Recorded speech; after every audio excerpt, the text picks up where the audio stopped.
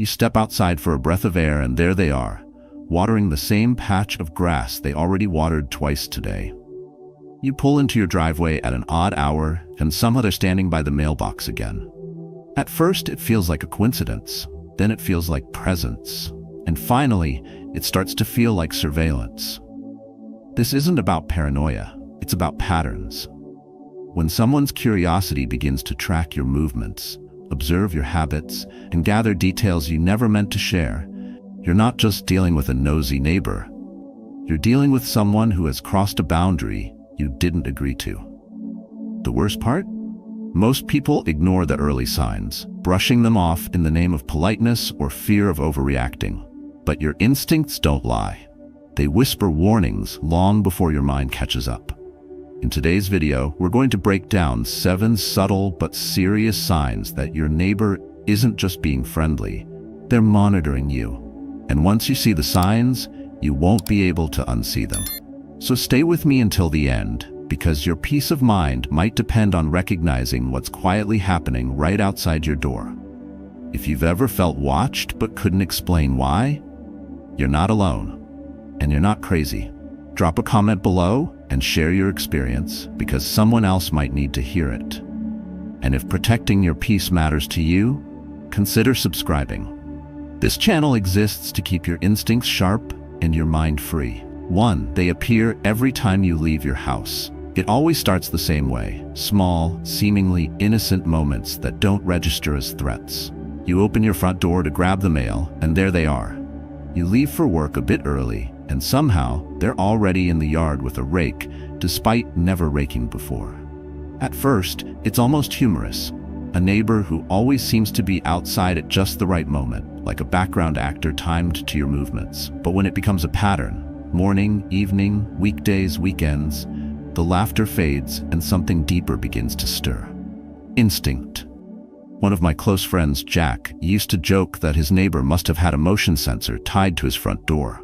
Every time Jack left his house, even at odd hours, that same neighbor would appear, standing by the trash can, pretending to wash a perfectly clean car or just stretching in the driveway. It wasn't what the man was doing that unsettled him, it was when he was doing it. It felt synchronized, too synchronized to dismiss. And eventually, Jack stopped finding it funny and started keeping notes. There's a name for this behavior in psychological terms: hypervigilant observation. It's when someone becomes so attuned to your habits that they can anticipate your next step before you take it. This isn't a casual neighborly coincidence. It's a quiet form of control. And the most dangerous thing about it is how subtle it is. There are no obvious threats, no confrontations, just repeated presence, timed with your every movement, designed to be harmless until it isn't.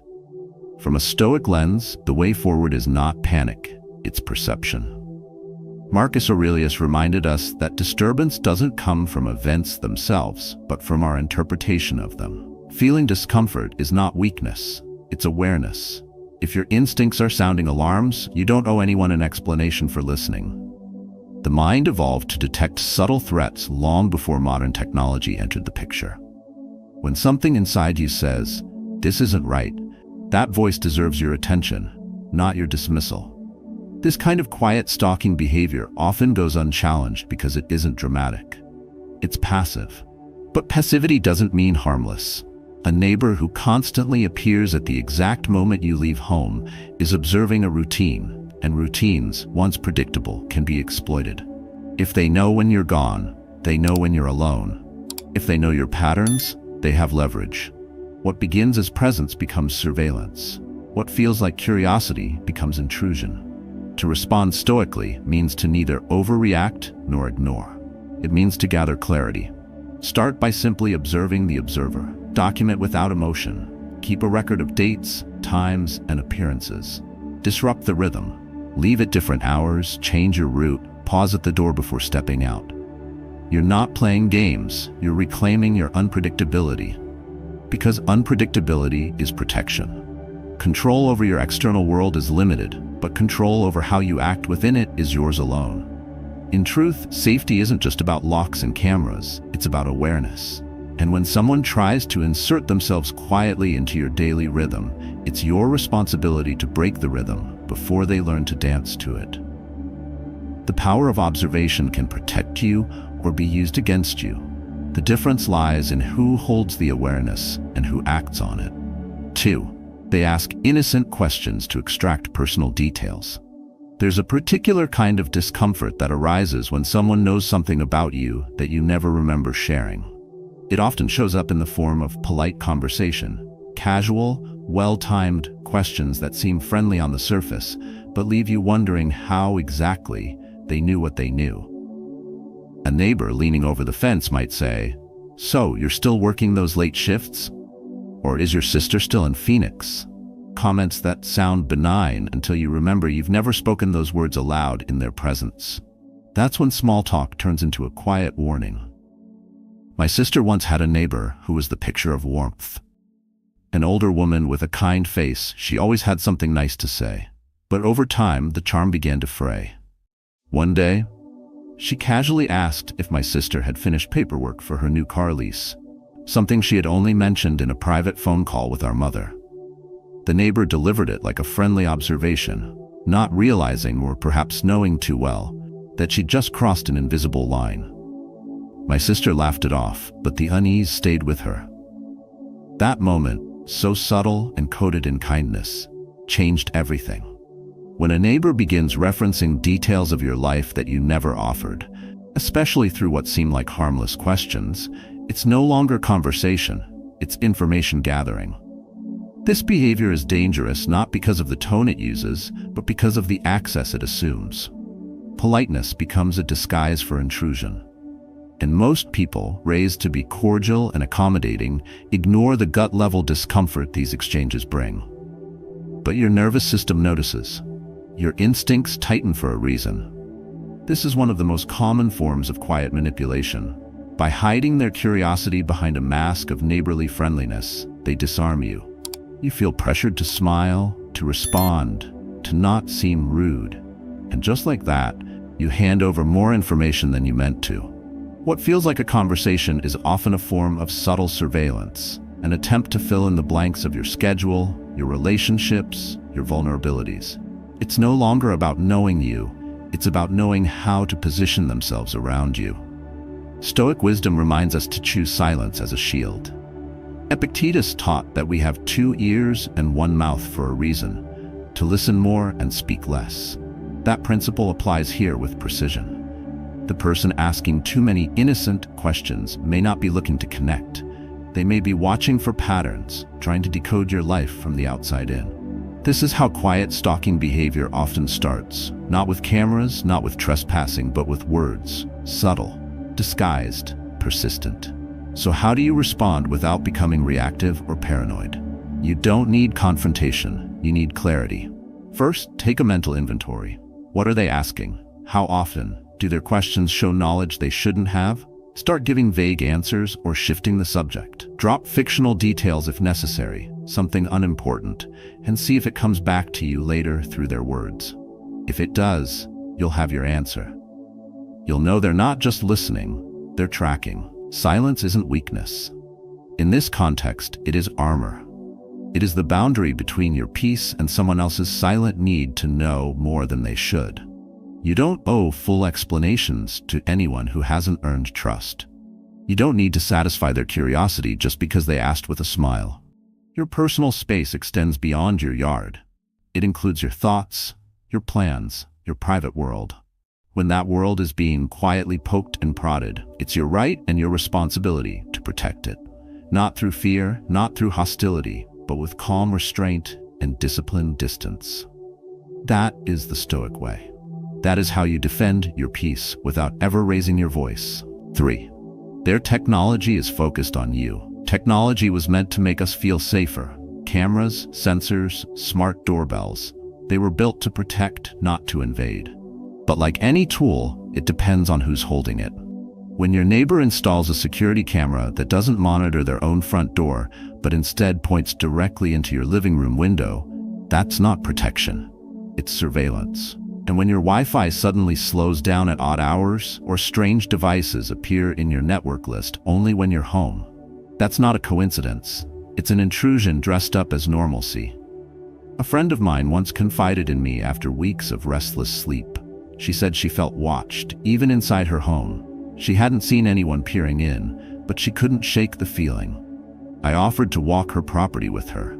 We looked at the angle of every camera, every light. When we mapped it all out, one neighbor's device stood out.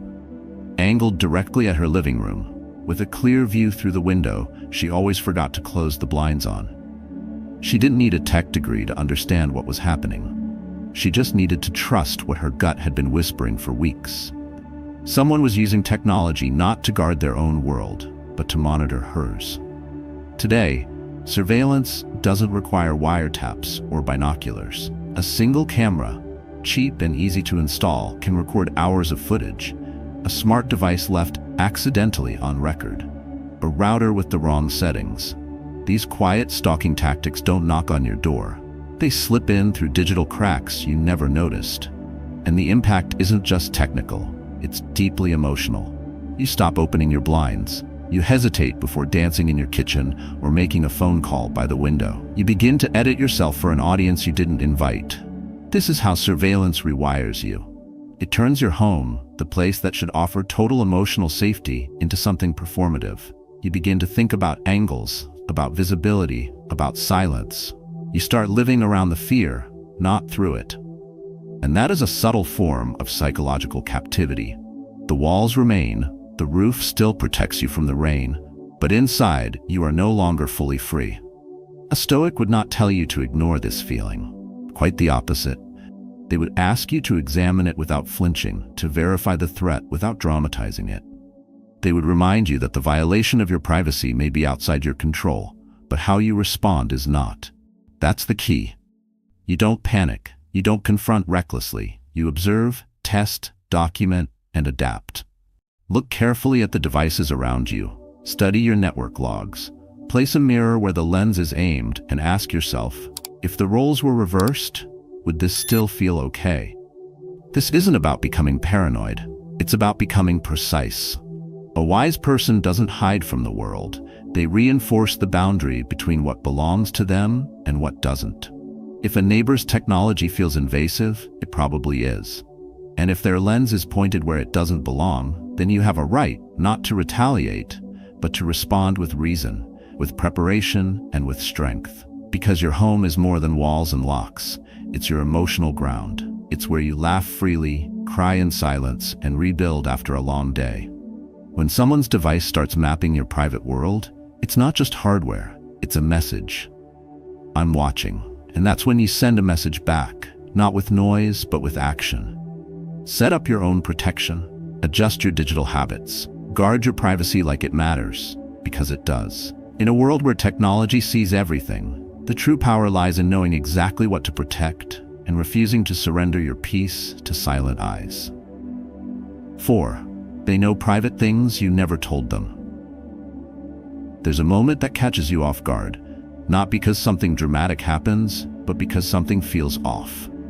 A neighbor compliments your new shoes before you've even worn them outside. They ask how your weekend trip went, though you only mentioned it during a private call. Or worse, they refer to your adjusted work schedule that you never once discussed publicly.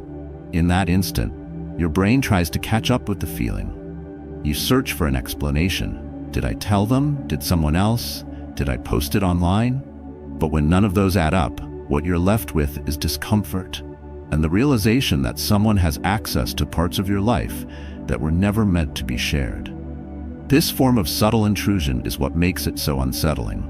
The person doesn't break in, doesn't confront, doesn't make demands. Instead, they drop casual lines that reveal a disturbing truth. They've been listening, watching, or somehow extracting your private life without consent. And because their tone is kind and their words gentle, you're left questioning yourself before questioning them. That confusion is exactly what makes this behavior so dangerous. It disarms you emotionally while violating your boundaries silently. A listener of this channel once shared that her neighbor congratulated her on a pregnancy she hadn't announced yet, information only her mother knew, and that had been shared behind closed doors. Another viewer told us about a neighbor who commented on a late-night delivery, even though the package never left the porch and hadn't been unboxed. These are not examples of friendliness. They're examples of psychological trespassing, where someone believes that proximity entitles them to knowledge they were never invited to have. When someone knows private things you never told them, it is a red flag wrapped in politeness. It's also a power move. Knowledge, especially when unearned, becomes a tool of quiet control. They know something about you that you didn't give them. That imbalance shifts the dynamic. They feel superior, in the know. You feel exposed, unsure of what else they might know or how they found out. And this is how emotional effects of being watched begin to take root. Not through overt threats, but through small disruptions to your sense of safety and control. The Stoics would never suggest suppressing these instincts or pretending they don't matter. Instead, they'd urge you to examine the situation without panic and respond with discipline and clarity. Marcus Aurelius wrote that external things cannot touch the soul unless we let them. So the key here is to prevent someone else's curiosity from becoming your burden. Begin by tightening the circle of your disclosures. Avoid discussing sensitive matters within earshot of windows or outdoor spaces. Watch your digital footprint, your location tags, your routine posts, your smart device activity. These are quiet access points that people with subtle surveillance tactics may use to fill in the gaps of your life. You don't need to confront to regain control. You need to observe and adapt. Say less. Listen more. Place intentional gaps between what others see and what you live. When someone reveals too much knowledge, test the waters. Share a harmless false detail in passing and wait. If it returns to you, you've identified your leak. If it doesn't, you've confirmed your boundaries hold. Ultimately, privacy is not about secrecy. It's about choice. You decide what parts of your life remain yours. When someone disregards that, whether with cameras or questions, you have every right, not to lash out, but to reinforce the walls that define your mental and emotional sanctuary. Because respect isn't just about how someone treats you in public, it's about what they do with what they shouldn't know in private. And if your neighbor consistently crosses that invisible line, it's not just nosiness anymore, it's a quiet form of control that demands a calm, deliberate response. 5. There's physical evidence around your property. Sometimes what reveals the truth isn't what someone says or how often they appear. It's what changes quietly in your physical space when you're not looking. You notice your welcome mat looks a little too perfectly aligned, even though you always leave it slightly askew. A potted plant you position toward the sunlight now faces the street. Your mailbox door, normally tight, is ajar on a day with no deliveries. At first, you question yourself. Maybe you bumped the mat. Maybe the wind did it. Maybe the delivery driver touched the pot. But then it keeps happening. Small, subtle shifts in your home environment that only you would notice. And suddenly, it no longer feels accidental. It feels targeted. My cousin once told me about a time he came home from a long weekend trip and instantly felt like something was off. He couldn't point to anything dramatic. The locks were still sealed, the windows closed. But the way the sunlight hit his doormat, it was too aligned, too deliberate. At first, he brushed it off, but over the next week, more small details emerged. A planter that had never moved was facing the sidewalk. Packages were placed in odd locations. No items stolen, no property damaged, just enough interference to say, someone's been here. Someone wants you to know they've been here. This form of quiet boundary testing is a classic tactic in subtle surveillance behavior. It doesn't scream for attention, it whispers discomfort. Its goal isn't to break in, it's to break confidence. By disturbing just enough to be noticed, but never enough to justify alarm, the person watching is measuring your response. Will you shrug it off? Will you panic? Will you say nothing and keep wondering? This uncertainty becomes their tool. From a Stoic lens, these moments are not cause for emotional reaction. They are cues for rational response. Epictetus taught that we must separate what is within our control from what is not, and act only where our will has power. You cannot control what someone else does when you're away, but you can control how you observe, prepare, and protect. That begins with trusting your sense of familiarity. You know your space better than anyone. When something feels out of place, it probably is. This is not about being paranoid. It's about being precise. Subtle surveillance tactics often begin with physical touchpoints. A shifted curtain, a door left unlocked, a trash bin slightly moved. These signs aren't about damage. They're about presence. A presence that is neither invited nor acknowledged. And if ignored, these tiny tests often escalate. What starts with repositioning your doormat may evolve into entering your backyard under the excuse of checking on something.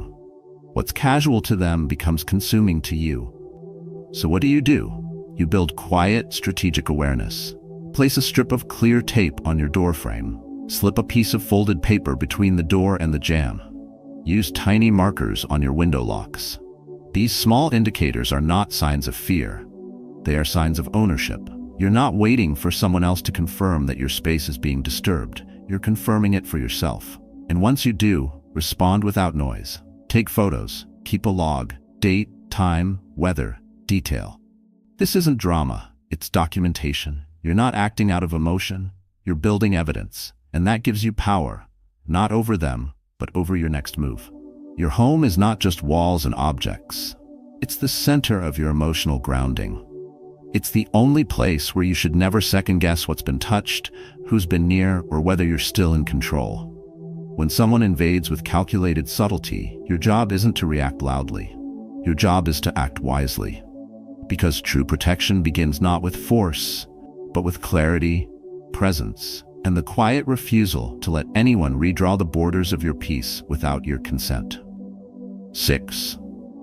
They try to control how you see other neighbors. At first, it seems like they're just looking out for you, casually pointing out that someone down the street keeps their blinds closed too often, or that another neighbor had a strange visitor last week.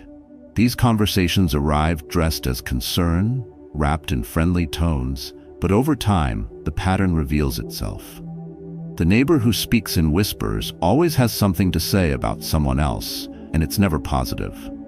You begin to notice that each warning, each story, each planted suspicion carries the same underlying message. You can't trust them, but you can trust me. This is not social awareness. This is control. I once lived in a neighborhood where one woman took it upon herself to be the unofficial watchtower of the entire block. She would greet new residents with warmth and then proceed to feed them a slow drip of distrust. Be careful with that man next door. He drinks too much. The couple across the street is always fighting. Police came once. At first, it felt like insider advice. But as time passed, I noticed a chilling consistency. Every person on the street had been labeled as a problem, except her. The stories were unverified, impossible to trace, yet potent enough to make me hesitate before waving to someone I hadn't even spoken to yet. This is how psychological isolation begins. Not with a locked door, but with a shift in perception. By seeding quiet suspicion, this type of neighbor positions themselves as your filter, the one who explains the world around you and who, by doing so, narrows it. Over time, you start trusting your own instincts less and depending on their commentary more. You pull back from conversations, wave less, and engage less. Your community doesn't change, but your relationship with it does, and that's the point. What appears to be concern is often manipulation. It's a classic tactic in quiet control.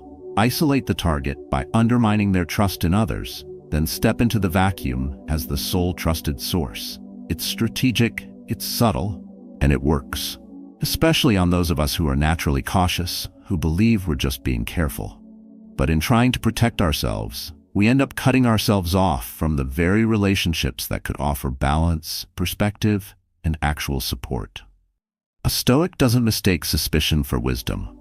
Seneca once said, "Associate with people who are likely to improve you."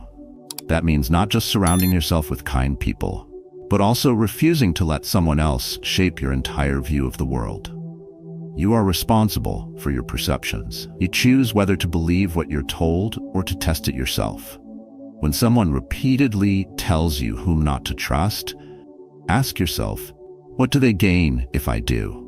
And what do they fear if I don't? There's nothing wrong with being informed, but when one voice dominates your understanding of your environment, You're no longer observing, you're being guided. You've handed over your lens to someone else. And the more you let them color your view, the more invisible their manipulation becomes. You must reclaim your perspective. Stop taking whispered warnings at face value. Speak for yourself. Observe your neighbors with your own eyes. Give people the chance to be human, not just characters in someone else's gossip script. If you sense patterns of division, step back and see who's at the center of them. Often, the one warning you about everyone else is the only one you truly need to watch. Ultimately, control through suggestion is still control. And when that suggestion shapes your relationships, it shapes your reality. A peaceful life is not built through fear of others. It's built through honest, personal observation. Guard your perceptions as fiercely as you would your front door, because whoever shapes the way you see the world holds quiet power over your peace. And that's a power you never want to give away lightly. 7. Their curiosity has turned into obsession. There's a thin line between curiosity and obsession, and the most dangerous part is how quietly that line gets crossed. At first, they seem engaged, interested, even charming. A neighbor who waves every time you step outside, asks how your day went, remembers little details you barely mentioned. But slowly, it stops feeling like friendliness and starts feeling like surveillance with a smile. When someone begins showing up more often than feels reasonable, knowing things you've only said behind closed doors, and inserting themselves into your life without invitation, their curiosity is no longer passive. It's possessive. A friend of mine, Karen, once shared something that still gives me pause. After a private phone call in her bedroom with the door closed, planning a weekend getaway with her sister, she found a note tucked under her doormat the next morning. "Have a great trip." She hadn't posted it online. She hadn't spoken to anyone else. And yet, somehow, someone knew. It would have been easy to laugh it off. Coincidence, intuition, harmless neighborly support. But it didn't stop there. The same neighbor later entered her backyard while she was away, claiming to check the gutters for leaves. There were no leaves, and there was no permission. This is how quiet obsession operates. It doesn't start with confrontation. It builds with presence. It escalates through false justification. It hides behind helpfulness until it no longer needs a mask. The emotional effects of being watched intensify, not because of what's said, but because of what's implied. That they believe your life is partially theirs to monitor, to comment on, to access whenever they see fit. And once they begin behaving as if they belong in your space, physically or emotionally, the threat becomes clear. Not because they've harmed you yet, but because they've erased the boundary that says they shouldn't. From a Stoic standpoint, this is not a situation that calls for panic, but it does demand decisive clarity. Marcus Aurelius reminds us that external events hold no power over us unless we allow them to. But the danger of obsession isn't in the external behavior alone. It's in the internal shift it causes when we begin to second-guess our own responses. You start thinking maybe you're overreacting. You give the benefit of the doubt one too many times. You delay action because confrontation feels heavy. And in that hesitation, the person watching gains momentum. But Stoicism teaches us that strength isn't loud, it's calculated. It's built in the silence between fear and action, in the choice to prepare rather than react. That means documenting what you notice, keeping a detailed record, not to dwell on the discomfort, but to arm yourself with clarity. If needed, it means taking the next legal step. Cease and desist notices, restraining orders, quiet conversations with local authorities before the line gets crossed even further. You don't win against obsession by becoming emotional. You win by becoming untouchable. Mentally fortified, legally prepared, socially supported. That's why you must connect with people you trust.